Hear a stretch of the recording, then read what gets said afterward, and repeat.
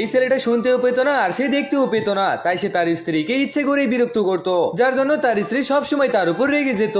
এমনকি তার স্ত্রীর ভুলে কোনো কিছু নোংরা হলে সে তখনই তার স্ত্রীর থেকে সেটা পরিষ্কার করে নিত, এটা জেনেও যে তার স্ত্রী প্রেগনেন্ট তার কষ্ট হবে। এমনকি একদিন তারা দুজনে সকালে ঘুম থেকে উঠলে এই মেয়েটার জায়গায় ছেলেটা প্রেগনেন্ট হয়ে যায় আর এই মেয়েটার পেট একদম খালি হয়ে যায়। তাই মেয়েটা খুশি হচ্ছিল আর সে এবার তার হাজবেন্ডকে খাবার খেতে দেয়। কিন্তু যখন ছেলেটার ভুলে এগুলো পড়ে যায় তখন মেয়েটা দেখে হাসতে লাগে। এটা দেখে ছেলেটা তাকে বলে যে তুমি এমন করলে আমি এই মেয়েটাকে বিয়ে করে নেব। এটা শুনেও এই মেয়েটা তার ফটো এখানে ফেলে দিয়ে এখান থেকে চলে যায়। তাই এই ছেলেটা নিজেই সেই ফটো উঠানোর চেষ্টা করছিল কিন্তু সে পারছিল না। তখন এখানে একজন ডেলিভারি বয় আসে আর তার গায়ে লেগে থাকা এই খাবার খেয়ে ছেলেটার সাথে মিলে একটা বিজনেস খুলে বসে। তাই এই ছেলেটা এই অবস্থাতেও অনেক খুশি ছিল।